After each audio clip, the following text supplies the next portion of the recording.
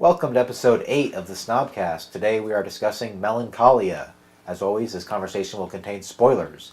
We'll be discussing this movie from beginning to end. I signed the deed for us yesterday, and I didn't want to tell you. Here. No, you should have it. I want you to have it with you all the time, and hold on to it, so you can look at it once in a while. I'll always keep it with me.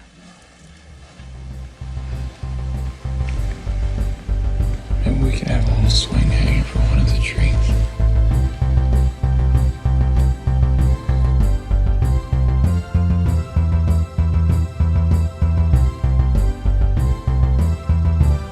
Alright, welcome to the Snobcast. I'm here today with David. Hey. Joseph. Hey. And Steve. Hey. I would like to start calling this movie Melancholia because it is a blight on our brains, which I like to call melons. Yikes. Oh, wow. Melancholia. Oh, you really thought of this. So we watched Melancholia because we're coming up on the end of the world, and that's what this movie's about. At least superficially. Yeah. But Melancholia is ultimately not about trying to capitalize on rumors of a Planet X coming here. It ultimately is about depression, right? Yeah. Do we have a universal agreement that that's basically what the movie's about? I mean, after you watch something like Melancholia, audiences would ask themselves, "All right, what did I just watch? What was this? What was the point of this whole thing? What is this movie trying to make physical for me to understand?" And ultimately, depression, right? That and shoe buffers. Definitely shoe buffers. Shoe buffers. Mm-hmm. Yeah, I mean, I feel like the movie is definitely really symbolic. It operates almost entirely symbolically, right? Like even the characters aren't necessarily real people. They kind of operate on ideas. Yeah, they represent like certain ways of responding to this crisis, which happens to be the end of the world. They also represent, for the first half, they represent different ways people react to a depressed person.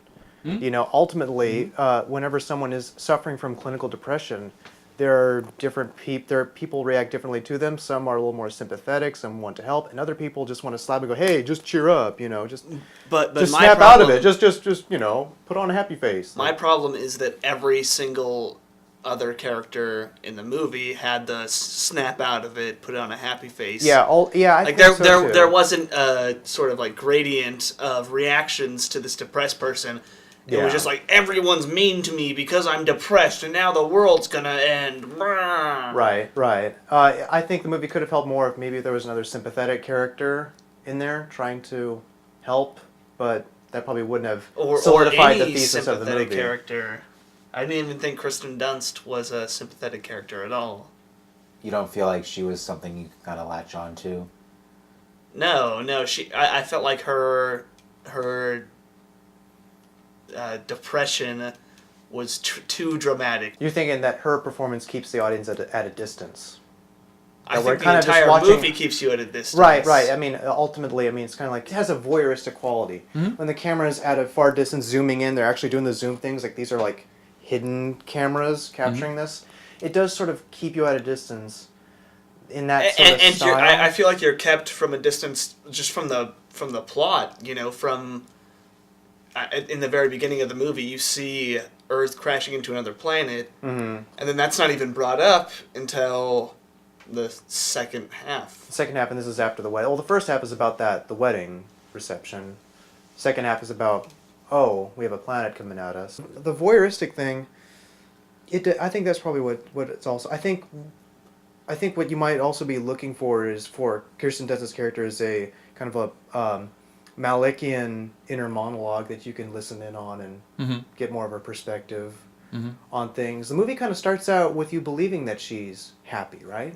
Yes. That she's a happy person. They're having fun with the limo driver. They can't get the damn car. It's kind of stereotypically happy, right? Yeah. We actually get a stereotypical happy thing, and then she starts to fall apart. But it's not just fall apart, right? It's something. There's a lot of kind of self-sabotage that's going on too. Yeah, there's like a systemic problem within her. Which is a big part of depression, yeah. I mean, she's isolating herself, and she I feel like the movie implies that she's been going through this her whole life, and she got to some sort of point where she was able to get things organized and meet this guy and get married and all this stuff and organize this whole. And their, her sister and her brother-in-law organized this whole thing for her.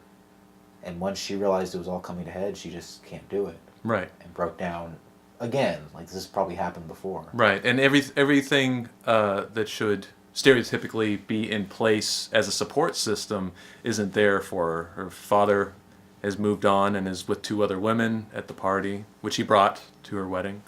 And her mother, for lack of a better phrase, is crazy. I mean, a lot of her worldview comes from her mother. Yeah. So these are 2 things that she constantly throughout that first half looks to, and it just isn't there. I think in terms of why there isn't a more sympathetic character that could relate to Justine, in terms of drawing an audience in, is that you are supposed to feel that this is an unlikable character. I think you're supposed to kind of relate more to the sister in the first half. You're supposed to see this as kind of like, oh, this is ridiculous. But Claire has such an exaggerated reaction to Justine's condition. I mean, it seemed to me that she was an older sister, and yet she was acting like a younger sister. She had never encountered, this sort of breakdown before, and that I don't know. I thought she did though, because she takes her sister aside and says, "We talked about this. You're not going to make a scene, right?" Yeah, I mean, Well, but she doesn't say that. She's like, "You can't make a scene. Like this is so important. Do you know how much money he spent? Like blah blah blah." Yeah. It's not as exasperated as she gets, though. I think she's really patient with her. Actually, that's kind of the 2 halves of this movie: is they experiencing it and then having to deal with people that are like this. It's seeing it from both of those sides. Yeah, and I think it's about them sort of dealing with it, but not really ever understanding it. It just is. Yeah. Well, let's dive right into the beginning of the movie. It opens on Kirsten Dunst starts off this whole slow motion montage. There's birds falling from the sky. There's shots of the planets in space. People running.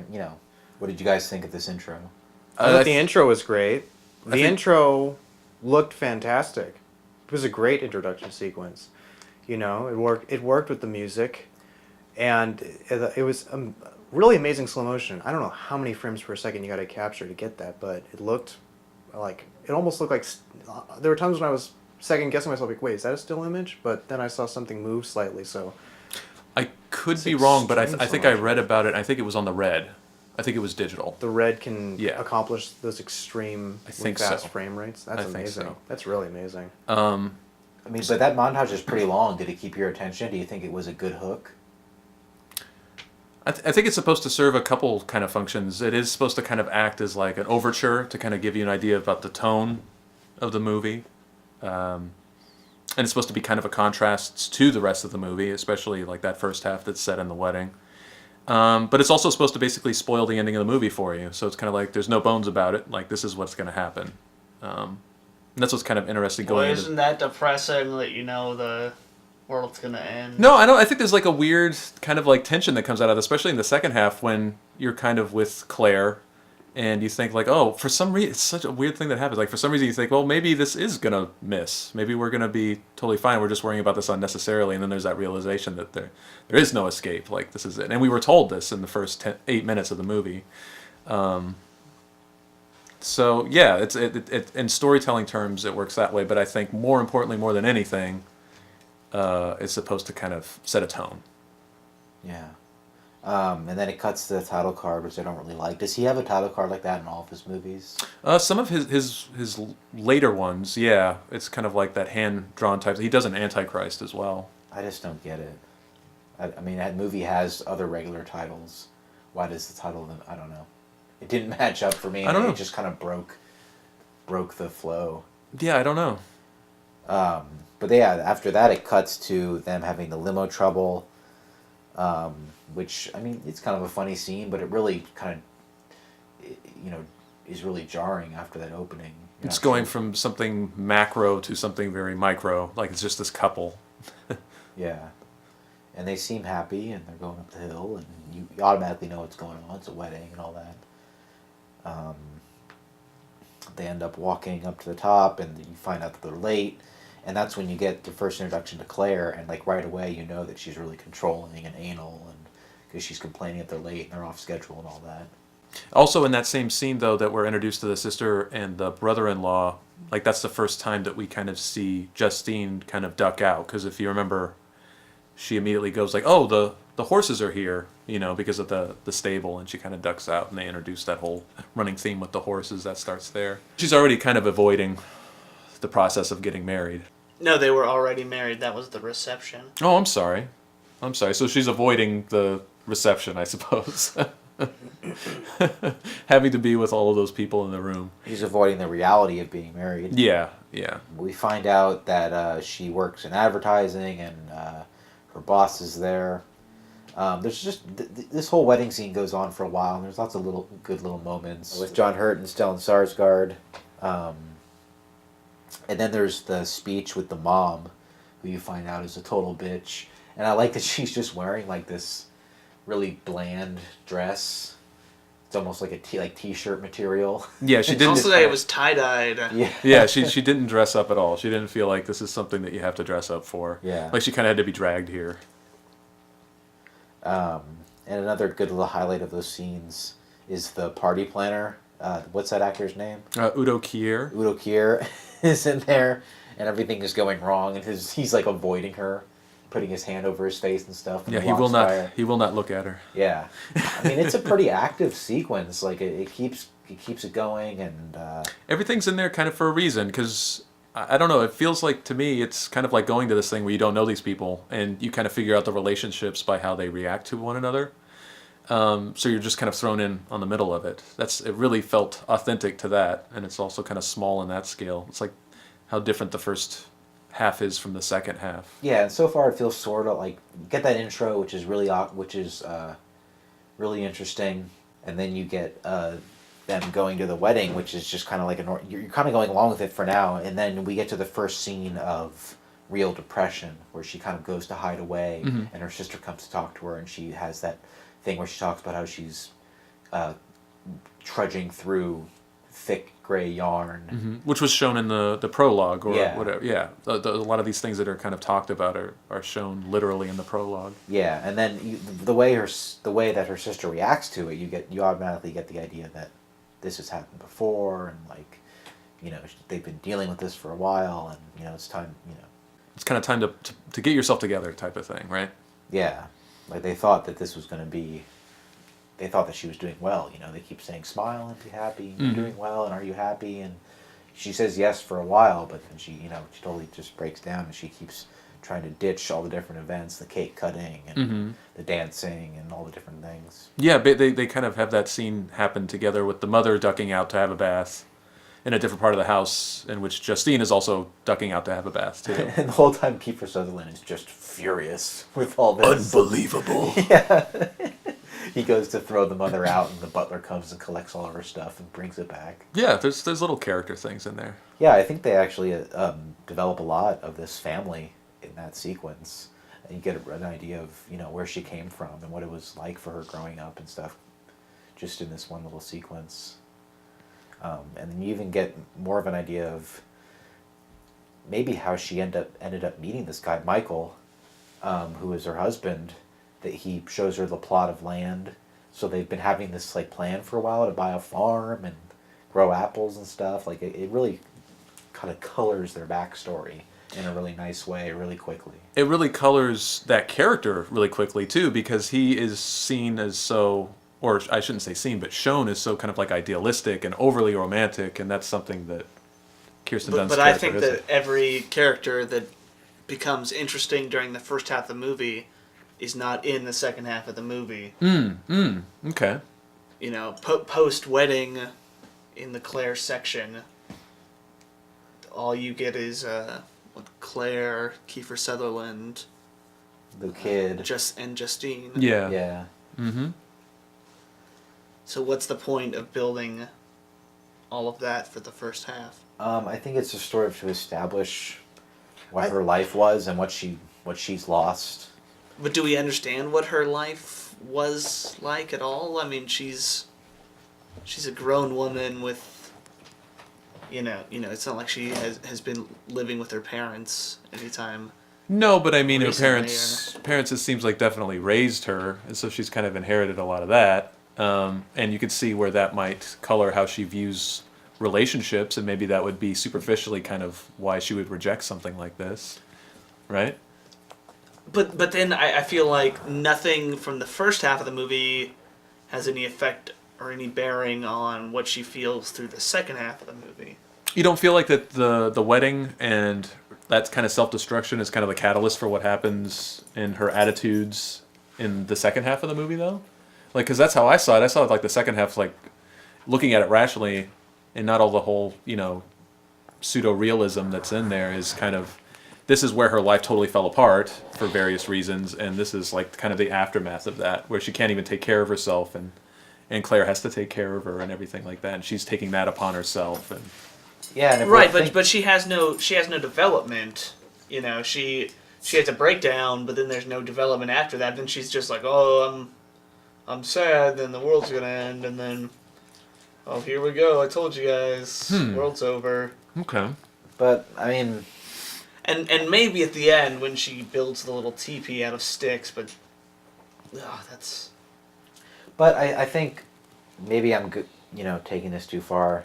But I feel like that might be kind of still part of the depression metaphor, is that you lose these whole moments of your life. I mean, she had a major breakdown at that night, and that whole part of her life just never happened after that point. If she lost everybody, and she,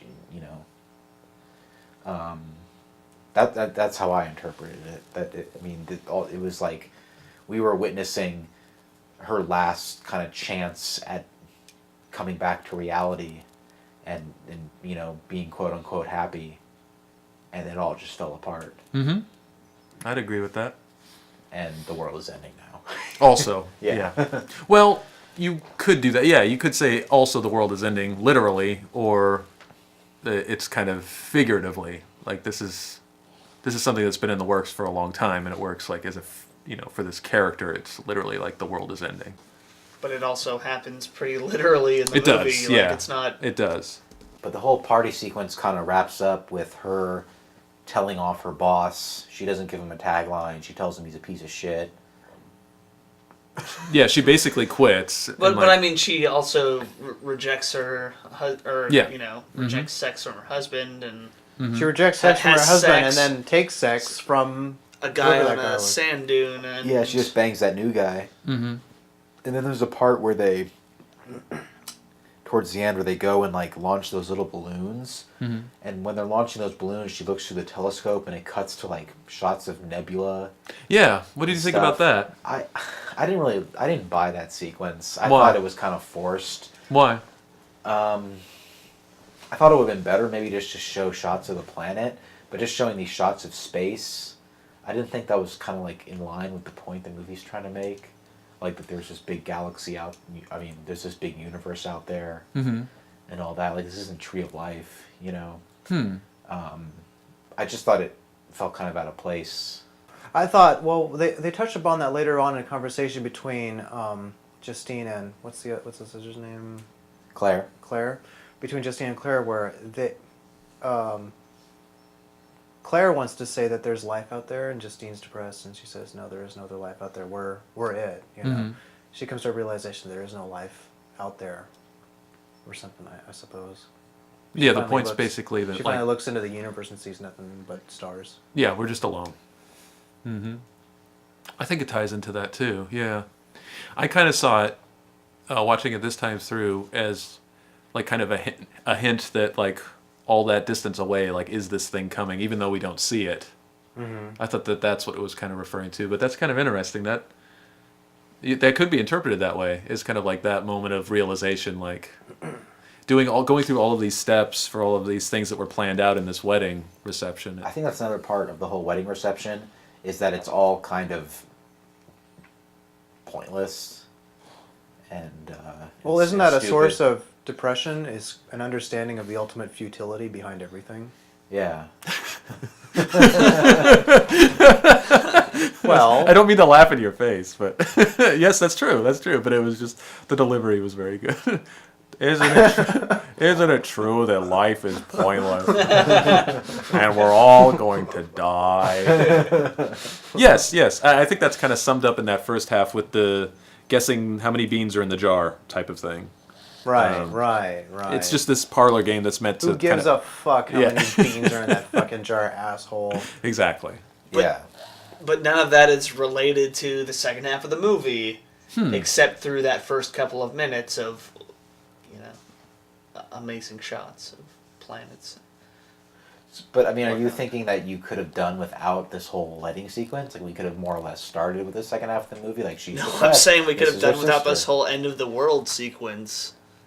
The prologue thing, or Yeah. Oh, okay. Or I think the first half and the second half just don't go together at all. You know what though? I think about those two halves. One half has one name, and the other half has another name. The first one is Justine. Justine. The other one is Claire. We're allowed to have two alternate perspectives, and those we switch perspectives when the planet is coming to crash in. It kind of reminds me. There was this episode of The Honeymooners. Who's the big guy? That's Jackie Gleason. Jackie Gleason. All right, now who is the guy with the funny hat? That's Art Carney. All right, so Jackie Gleason, he's down and he's depressed. He's like skulking, and he's like his arms are folded.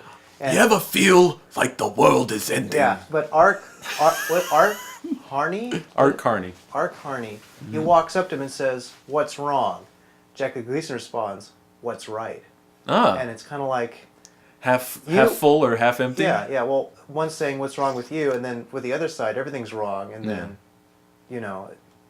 it's a matter of, well, we basically put both perspectives to the test in both halves.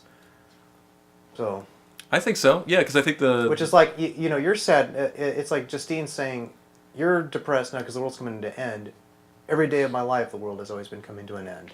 And this is why this whole thing is easier to deal with. I never had a world to love to begin with, so losing this isn't a big deal. Yeah. Yeah.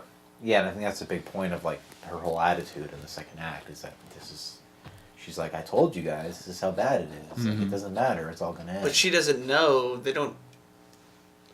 The people in the film, and I think the audience are misled by Kiefer Sutherland through probably 3/4 of the second half of the movie, where he's saying that we did the math, like the planet's not gonna hit, it's nothing, don't worry about it. But isn't that the whole point, to be misled? Because aren't we supposed to identify with the two female characters that don't know about astronomy, even as a hobby? So then when that does happen and he's not there anymore, it's kind of a big deal. But that's such a small part of the movie, I don't know, I didn't feel like it had that big of an impact. Whereas everything, the wide spectrum of things that these two women go through leading up to that are in no way connected to that because they have no way of knowing about it. They have no way of knowing about what? Just the simple fact that the world's ending. I mean, you made it pretty clear yourself that you were making fun of the fact that she just goes on Google and the first link she clicks is the end of the world death dance and. Well, no, I got really disappointed in that because that makes me think of all these 2012 rumors and conspiracies and stuff because that's the kind of shit that comes up on #1 on Google search and it sort of promotes. Right, but no one knows what's going on until Kiefer Sutherland kills himself. Yeah. And then they're like, oh shit, I guess we have 15 minutes to reconcile with our fate here, even though we've been depressed this whole time. Well, Kiefer... I feel like it's just unnecessary. Kiefer served as Claire's rock that kept her grounded into a reality that she wanted to believe that this planet was just going to pass us by. And then after he kills himself, her rock to this kind of faith that the planet won't come and kill us is gone, and then she freaks out. She wants to get the car moving. She wants to get a golf cart driving into town. Why? We don't something know. to do. Just Yeah. because she impulsively needs to do something to protect her son. I thought the part where she finally gives in and falls down with the kid in in the field with the hail coming down was really good. Oh, that's I thought a that was beautiful really, shot. I thought that was a great moment when she finally just gives in and just sits down there when the hail's coming down, realizing we're not going anywhere and this planet's going to crash into us. And then she kind of deals with it a little bit better. She's still really sad, but she's not irrationally trying to frantically run around, as people would do in a situation like that. Yeah, that's like her first response is, to run into town or to just, she's basically panicking. But then you see that she's also, it's just in her nature that she wants to kind of put some sort of control on this. And then it's like, okay, well, this is what we're going to do. The world's going to end, but we're going to sit down. We're going to be on the terrace, and like she already tries to put these plans up. Have some wine. Yeah, exactly. Yeah. As most people would try to come up with, Yeah. towards the end of the world, Yeah. And I think that's kind of what the second half is doing with each of the characters, is they each represent a different sort of reaction to this. Oh yeah, and scenario. like Kiefer, people would just fucking kill themselves because they don't want to deal with. But I don't the understand world the ending in front difference of them. between Claire's and Justine's reactions to it. Well, Claire is trying to control it and make it something normal, like make it something that. Or something they that can- you can clean up. Okay, something... okay. So Justine is Yeah. then like, let's build a teepee out of sticks. Isn't that I think weird? she's doing that for the kids. She's doing really. that for like, yeah. Yeah, you see, Justine has always been living her entire life with this giant death planet that's going to smash, with this understanding of this ultimate futility between all things, because we're all going to die anyway, and if you break mankind down to the petty basics, we're all just animals, and we're all just dirty, depraved, selfish creatures, and there's really nothing to take joy and pleasure in unless you want to take part of this ongoing fantasy about what is good and noble, which is all a fallacy or something like that. And she sees other people in her family partaking in the same little song and dance, which is artificial and stupid and shallow and meaningless, with all the little traditions and customs that they get involved in. She just can't find any joy in it because she knows it's all fake and stupid. Yeah, because it's like she knows it's all fake and stupid, because she knows it's all just going to end one day. And she sees that end coming, and then it does come in the form of this. How does she the see planet. the end coming? Because she's depressed, and she just sees the future as hopeless and as nothing matters, because And she's just going to she die. sees herself as insignificant, ultimately. And I think she acts the most level-headed and normal during the panic sequences. It's kind of like, well, this is what we've been living with. I mean, then isn't this movie sort of indulgent to her? Yeah, it's, depressive yeah, behavior? it's We're totally like, indulgent. yeah, I'm depressed. The world's gonna end, and then guess what? It does, and everyone else is wrong, and I'm right. And Yeah, it's totally indulgent into what it is like to be depressed, Mm-hmm. to be in that state of like complete hopelessness, and like, like I said, nothing matters because I know the world's just going to end and we're all going to die one day. Mm-hmm. Yeah, I mean, I think Justine literally is a cipher for Lars von Trier in a lot of way. Yeah, Yeah, Lars this von was the Trier's first movie- depression. Yeah. No, it's Lars von Trier trying to. I think it's a very personal film. Yeah, I this think was this the is first where- movie after he came out of his big depression. Yeah, this is Lars von Trier trying to let the audience in on his own inner turmoils like that. However, maybe I picked up on this. Maybe this is just my own interpretation, but right before the planet is smashing, you see Justine tearing up. It almost looks like that's a sincere sadness. Like when she looks at her sister crying because the world's about to end, it's almost like it's no longer a selfish sadness. Now she's sad because she's seeing something that's really genuinely sad, and she's feeling sad for real. Mm-hmm. And it's almost like a good thing. Like, oh, now I get to experience what real sadness is like. This is really sad. Mm-hmm. What's about to happen, this is really sad right now. And I got the sense that when we're zooming in on her tearing up, looking at her, it's just like, oh, I get it now. Mm-hmm. Like, Well, I finally get to feel real sadness. And I think that's just the Not just that's like the clinical- not just indulgence chemical of the imbalance. story.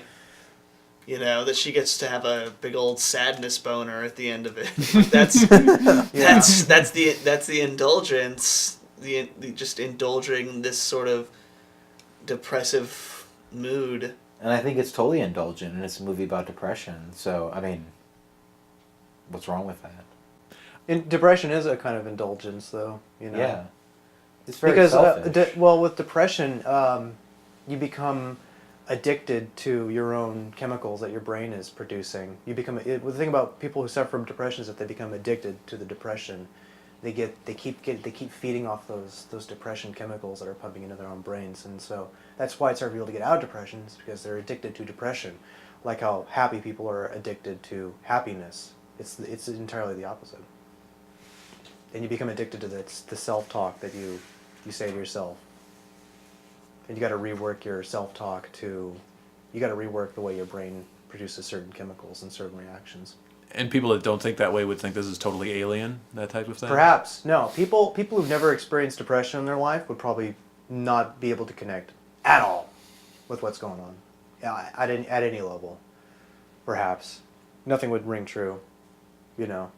Well, yeah, I mean, so we talked a little bit about Claire and stuff, and that takes us into the second part. The first part ends with them riding horses and her noticing that the star has moved, or isn't in this, hasn't appeared in the same place. And then it cuts to Claire, and right away we get the idea that everybody knows this planet's coming, and Claire's getting scared. Justine has had some sort of breakdown, and she's coming to live with them. There's a couple scenes at the beginning of her just being, generally really depressed, like her not taking the bath. Basically catatonic. Yeah, which is what depression is like. I mean, it can make you totally just, you sleep all day and you don't eat and all this stuff. And she tries to eat and she says it tastes like ashes. She spits it back up.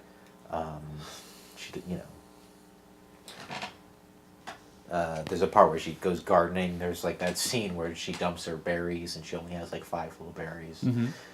There's lots of little touches there. It also starts snowing in that scene. Do you remember that part?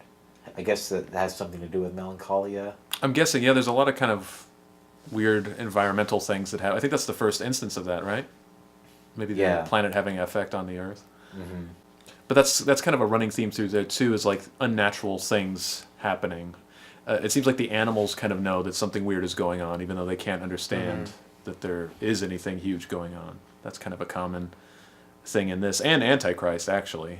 Both. I think it's kind of interesting to see those two movies kind of as, two different parts to each other, because they're both kind of post-depression, post-breakdown movies, and both kind of about human relationships, and kind of like what gets in the way.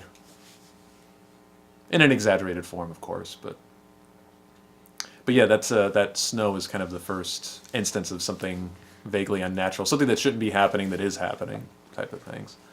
And then we see Kiefer Sutherland is gathering supplies, and that's where we get more doubt of his point of view, But it's also somebody that's rational. That's what they would do. Well, just in case something goes wrong, like we'll have a couple canisters of gasoline, we'll have some lanterns, some canned food. It's like, well, if this thing doesn't miss us, it's like... Yeah, he says this is in case it gets too close. Yeah. Just in case. But the science is right. Right, exactly.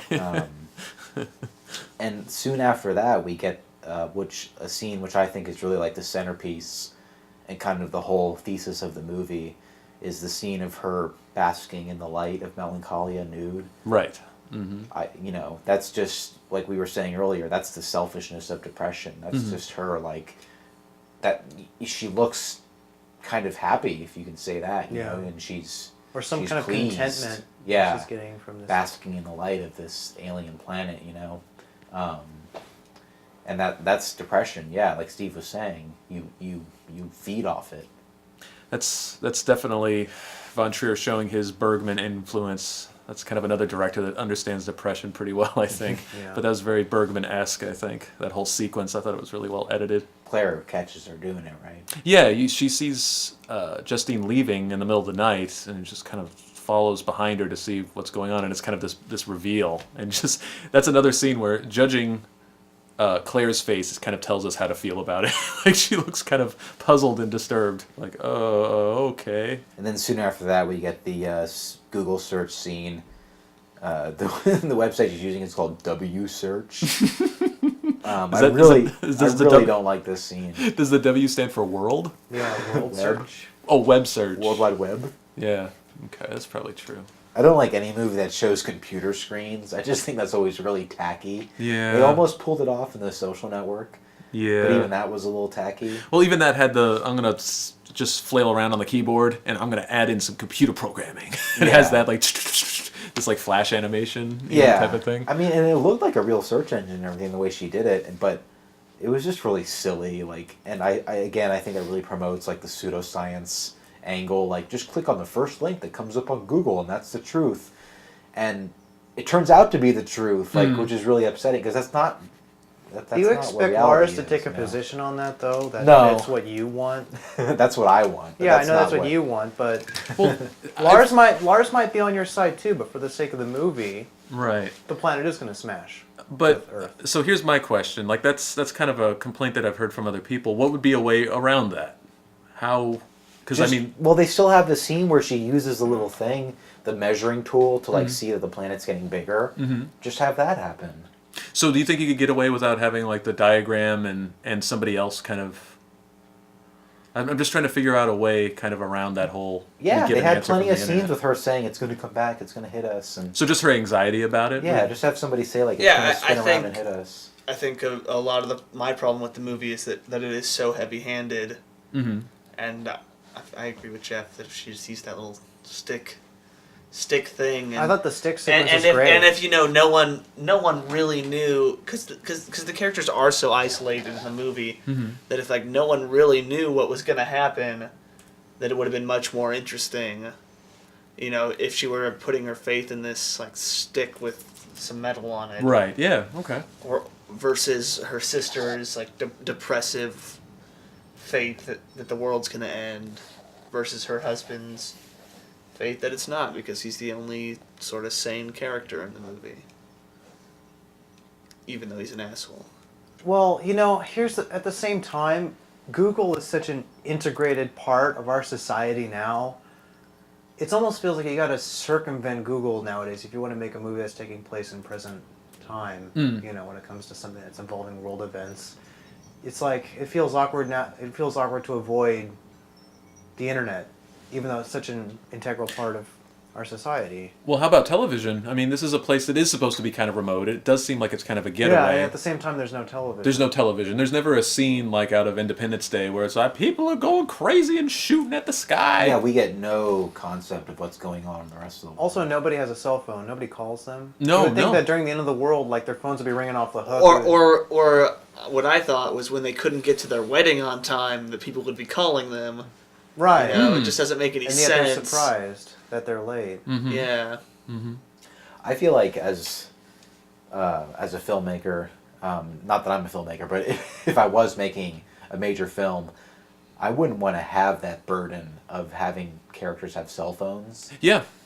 Like, that really limits a lot of, like... Definitely. Yeah, it's a terrible idea. Definitely. It makes everything too easy, you know, because then you could just call somebody. I guess, but I mean, that would be another device that you could use. It's like obliterated the mystery store, the modern mystery. It's kind of like... Same thing with the internet. Remember, like, in The Departed, how much cell phone was being used in there, and it kind of opens this weird Pandora's box of communication that's going on. It's like it's hard to keep all that shit straight, because now everyone can just call each other up and... But something that happens throughout the movie is that it seems like the planet is having an effect not only on the weather and animals and stuff like that, but hey, maybe cell phones don't work anymore. I mean, that was something you could kind of work around. Yeah. But I don't know. There's like lightning in the sky in this movie. I don't know. But there's no change. There's no change for really any of the characters. I felt. You think you expect a kind of like an arc for each of them? When or just with the world ending, or just something to happen for there to be some reaction somewhere, other than Kiefer Sutherland, who's like, well, I was wrong. I'm gonna kill myself. I'll take all these suicide pills. That was really lame. Yeah, can you get a prescription for suicide pills? Yeah, it's not the beach. Okay, that's true. I think I don't mean no change necessarily, but like no development. Like there is a change in Claire where she's like, "Oh, I'm just kind of a bitch," and then she's like, "Oh, I'm a sad bitch," you know. I think that I don't. There isn't an arc. I think it's the first half is just supposed to set up these characters, and then the second half is the event. That's what I think kind of the concept is. There isn't a change though, but Right, and I think aside from the introduction, there's nothing that really screams art film about the second half or the first half of the movie to me. But then, you know, when it shifts into the second half, the Claire chapter, it gets much more artsy and much more like minimalist as far as like speaking and acting goes, and more focused on the shots. Kind of less naturalistic. Yeah. Do you think you could have handled a whole movie like that? Like what? Like the first half Like or the the second second half? half? Neither. Because I fucking hate this movie. No, I Yeah, think, like the second half, I think it would have been much more interesting. It would have been like Another Earth. The movie wasn't interesting. No. What point are you making with that? But it's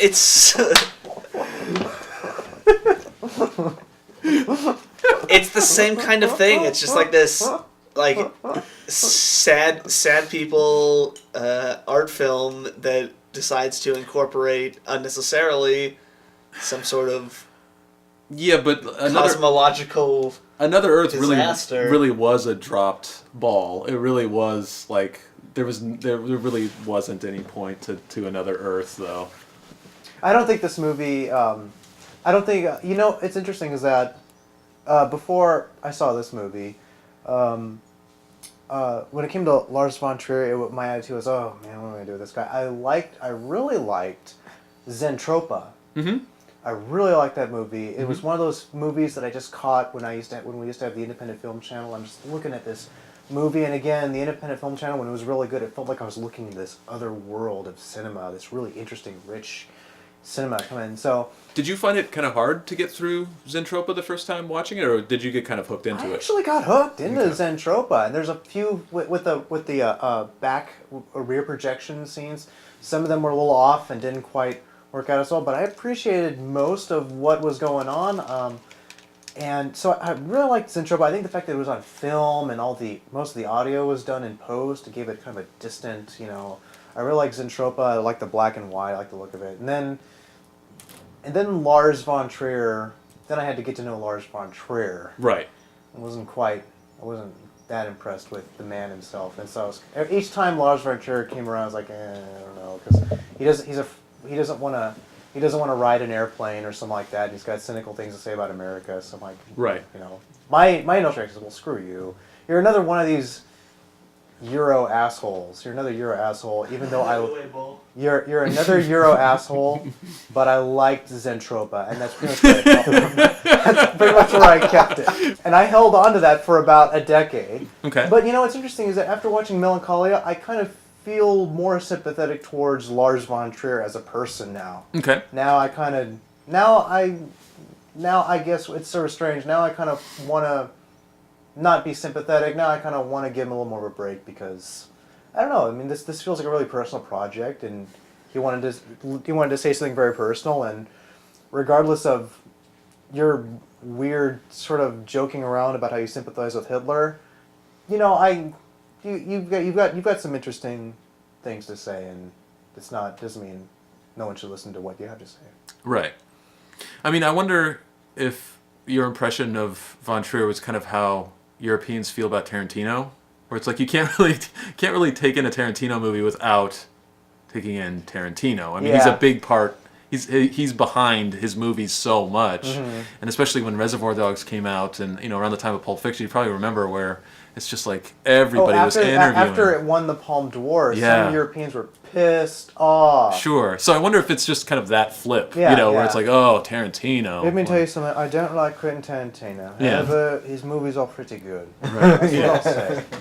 He's a fucking American wanker asshole, but I liked Pulp Fiction. So you're saying That's all I want to say. The Brits don't like him? What about the French? Do the French like him? Bullshit!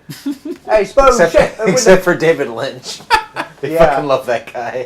I think a lot of Europeans think he's European. Oh, okay. I think that's probably what it is.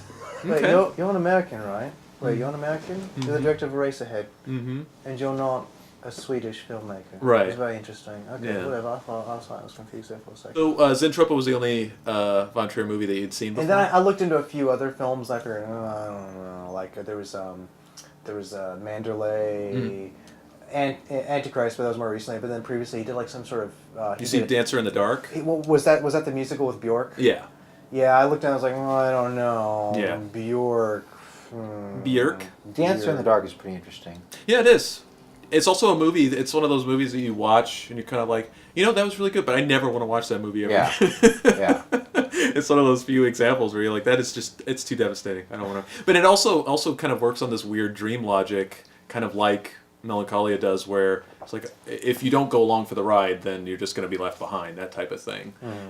Just in Bjork's character in that movie, where it's like, I don't think anybody would act that way, but it's necessary to tell that story. It's like the script is telling her to act this way, that type of thing.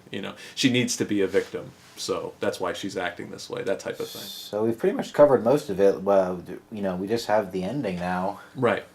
When things start to catch up to the overture again. She builds a little teepee for the kid, and I've seen this movie a few times now, and it kind of leads up to that, because basically Justine notices that Neil, the kid, is basically starting to realize this and getting kind of freaked out, and how she responds differently to that than her sister. But how does that fit to her character at all? That's what I wanted to ask from what you. we've seen. Yeah, that's what I wanted It doesn't. Yeah. It doesn't at all. it's odd. Yeah, I mean, her super depressed character. You and Steve both said yourself that like depression is indulgent and selfish, and then why would she all of a sudden be like, oh, the world's actually ending, let me build a fucking teepee? I think It doesn't make it was any the fact that sense. she's been dealing with depression for so long, the world ending is not so bad for her, which allows her to deal with it a little bit better, which allows her to help this kid out. Yeah, So I mean, the kid this doesn't is freak out. kind of what she has been expecting. Yeah, she's a pro when it comes to the world ending. Yeah. I guess like But I don't think that would literally make it any easier. I don't know. I think that would just affirm the depression instead of alleviating it. No, I think a person suffering from clinical depression would be kind of indifferent to the world ending. Well, I mean, it depends on what level you're at, but like she's Yeah. obviously at a very But depressed. I don't think it would activate some like benevolent circuit that hasn't, existed before. I don't know. You hear about things about like suicidal depressives that when they decided like they're actually going to kill themselves, like you hear about that. That's one of the warning signs. Like they get very happy, they treat people differently. They give their stuff away. They get, stuff like because that. it's like So- now it's over. Yeah, It's like, exactly. now here It's it like comes. they were relieved like, of this weight. Yeah. So it's okay, I'm gonna die. I mean, that's the thing I wanted to ask you guys about, is why she changes, like what symbolically, because that's really what it is. It's a movie of ideas. It's not really a movie of human behavior necessarily. So what does that symbolize? What is that a symbol of? Is Neil like kind of an example of innocence? Is it that easy? Is it just like... I mean, that's what you want to say at first. It's sort of like her protecting the innocent or whatever. But that does seem too easy. And that's what I was saying before, is that I've seen this movie a few times, and I've kind of struggled with what that kid represents. Like, why he's in the movie. I don't really know. He's supposed to be innocence, I guess. Is it just that simple? It could also be... Well, I feel like before everything he's done before, it's been related to science with his father. They're crafting these silly planet detectors and whatnot. Or it could just be... It could be that... much like, I noticed this a little bit, maybe just because the director doesn't have as much of an investment in the child. It's kind of like The Godfather, or another mob movie.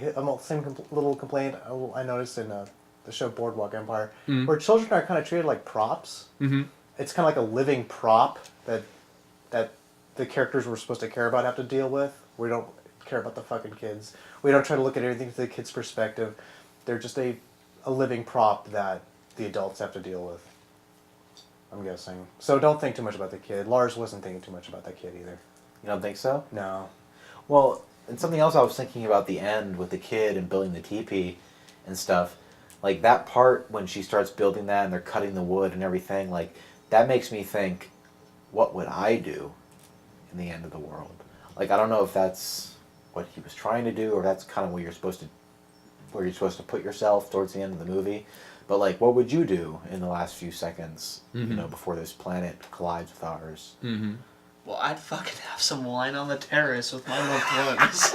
Would you choose Beethoven's Ninth? Yes. You know what's funny is that before they mentioned Beethoven's Ninth, that's exactly what I was thinking, though. That's what you would choose? I was thinking I would have... No, before they even mentioned Beethoven's Ninth in the movie, I figured, all right, so they're going to figure an actual time, whether it be a planet or an asteroid that's going to hit. They would have an actual, like, time when it's supposed to hit, down to the minutes, perhaps, because they've calculated everything like that. So I would cue Beethoven's Ninth in my iPod and then get it ready to play. Let's just say your MP3 player. I would take my player that plays MP3 files, and I would make sure I press play when it's exactly the time length of it before before the world ends. That way, the world ends right on the crescendo. And so either I would get on top of the roof of my house, or I would go. But first, I would go visit my. I would visit my local smoke shop and get the finest, most expensive, nicest cigar they had. American cigar. fucking cigar. A really nice, like $70, the finest cigar they got, and I would just enjoy that thing. And hopefully I get to actually see it coming. That way I can look at it when it's coming down, and then I could listen to Beethoven's Ninth, and then. Oh, Beethoven's Ninth. It's the free bird of the classical music world. Here's a thought. Maybe the whole instance with the kid is to make Justine slightly more likable at the end of the movie. But what's the point of that? That's a good question. I don't know. Because she's outwardly cruel to her own sister, who's trying to control her life and to control the situation, but it brings out sympathy. Sympathy comes out for the child. So I don't know. Depression in itself is a tough subject matter to tackle, in movies or something like that. It's difficult to do. It's been attempted before, I think, with Neon Genesis Evangelion. I think I like Evangelion's attempt at tapping into it a little bit more, with Shinji going through, obvious clinical depression, even to the point of being like Justine was almost catatonic depression. He's like, you can't even, you're trying to get him off the floor, you can't even, Right. And, again, we have the world about to end, same sort of thing.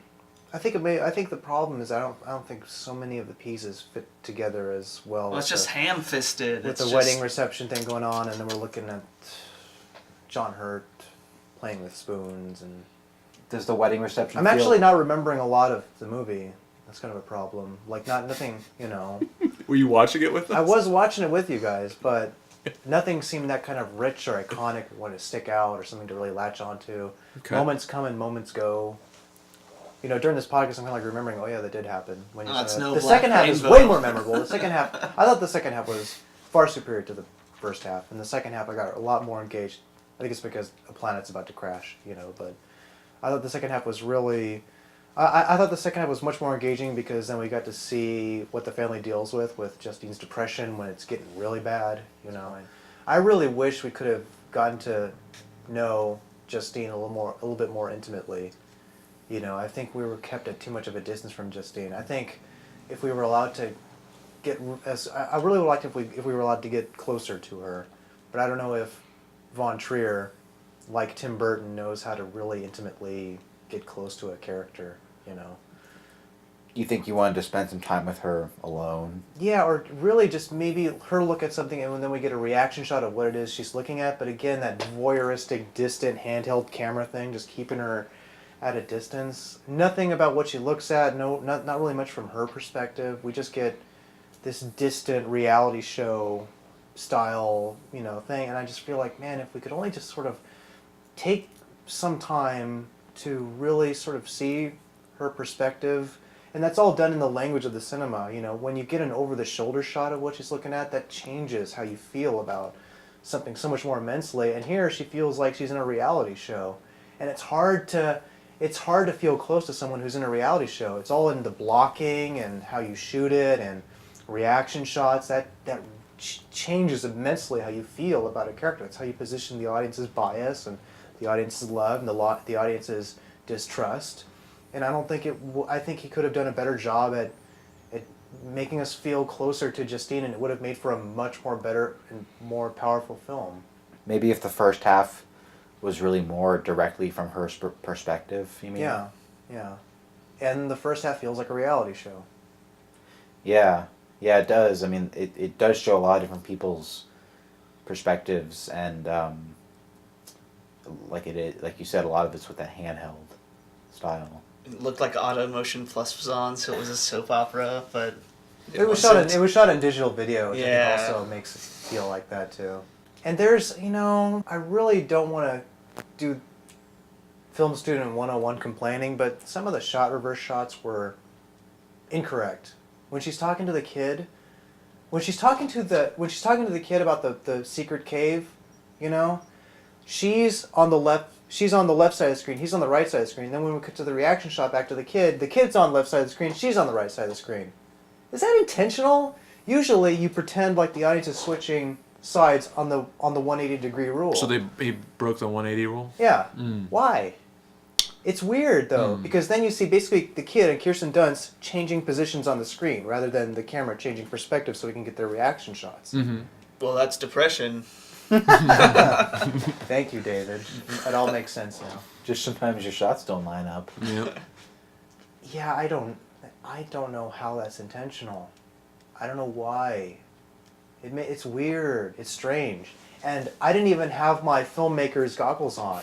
I just knew I felt weird. It's like, what is it? What's going on? Why am I feeling weird now? Why do I not feel like there's a sense of Oh, he keeps moving the camera on the other side. Why are my pants off? He keeps moving the camera to the other side of them rather than changing positions within the 180-degree rule. Uh-huh. Again, I liked it more than Zentropa. And I liked Zentropa a lot. I think this is better than Zentropa. I think it's a superior film. And I like that he got his hands on a much bigger budget this time. This is like, I don't know what the budget is, but it's obviously it's high budget for a Lars von Trier film. And I think Zentropa was supposed to look expensive too, but there's so many like artificial things in it. It kind of keeps it from looking expensive. I think perhaps the really, really, really, really good Lars von Trier film is coming. It's not Melancholia, but that really, really, really good one, it's coming around. He's never going to allow that to happen. He will never make a good movie. No, I mean, in thinking about it that way, I think that he constantly distances himself from his own stuff. I think he constantly intentionally puts things in there to kind of irritate people. Yeah. And it seems like he's distanced himself from this one the most because it got some good press. So I think he really hates it. He's not like Lynch, because Lynch is totally on board with everything he does with his movie. He's totally... Yeah. He's proud of every second of... Well, Lynch makes personal movies too, but not in a similar way. He kind of wants to go on a trip. Yeah, he wants to take you on a surrealist journey, and he wants you to come along, and he's a happy, smiling... meditating man. But you're kind of subjected more to Lars von Trier movies. Yeah. Yeah, that's you don't true. go on a trip. Yeah. It's kind of like, Yeah, your eyelids are held open. Yeah. This is going to happen to you. Thanks for listening to the Snobcast. Please send feedback to thesnobcastfeedback@gmail.com. Check out our Facebook, Tumblr, and YouTube accounts, username The Snobcast.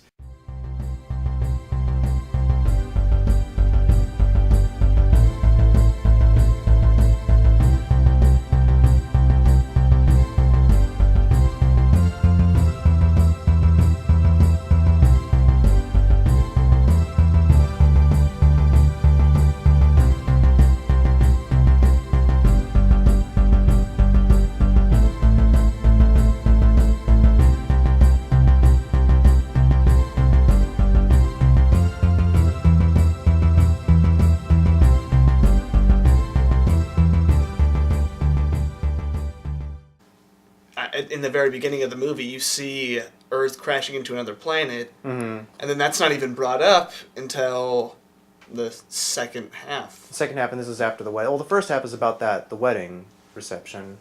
Second half is about, we have a planet coming at us. The voyeuristic thing, I think that's probably what it's also. I think what you might also be looking for is for Kirsten Dunst's character is a kind of a Malikian inner monologue that you can listen in on and get more of her perspective on things. The movie kind of starts out with you believing that she's happy, right?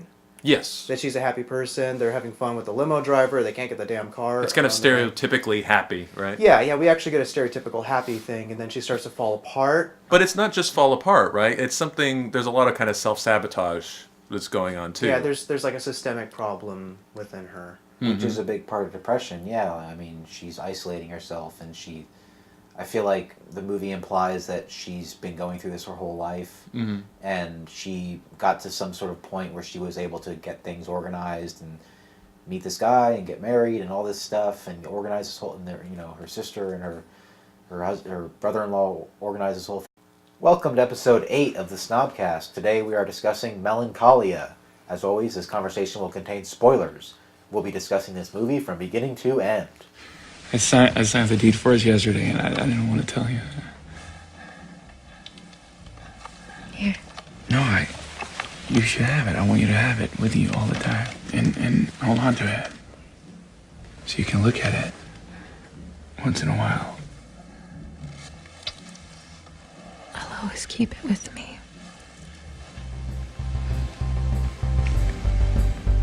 Maybe we can have a little swing hanging from one of the trees.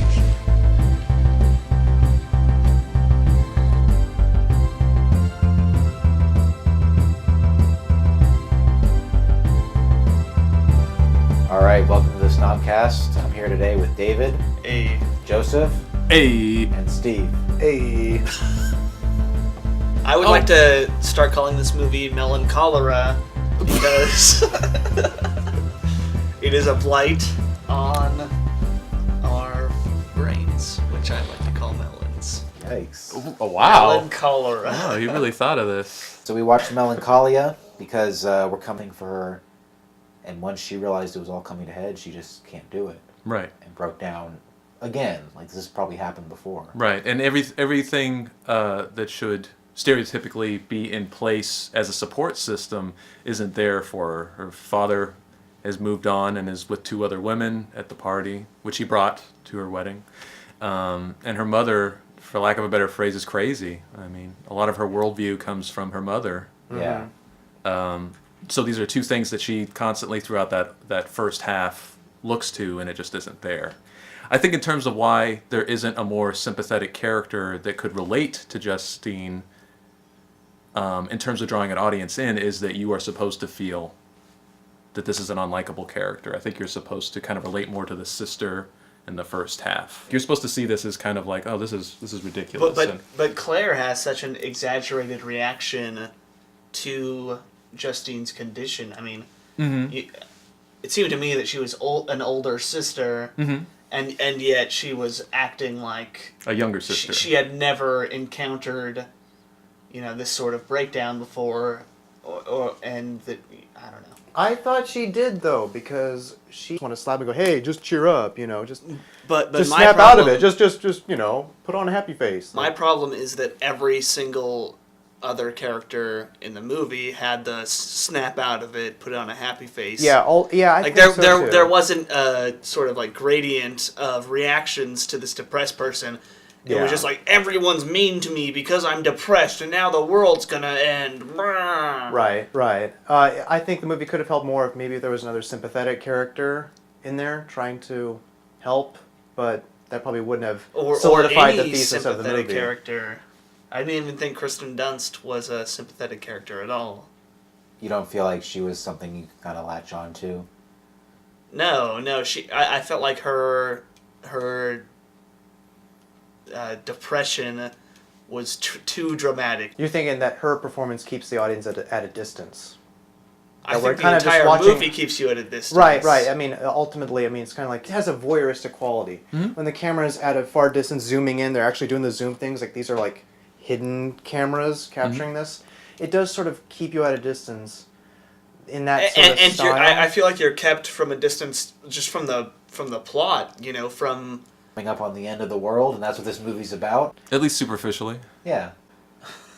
But Melancholia is ultimately not about trying to capitalize on rumors of a Planet X coming here. It No. ultimately is about depression, right? Yeah. Do we have a universal like agreement that that's basically what the movie's about? I mean, after you watch something like Melancholia, audiences would ask themselves, "All right, what did I just watch? What was this? What was the point of this whole thing? What is this movie trying to make, physical for me to understand?" And ultimately, depression, right? Yeah. That and shoe buffers.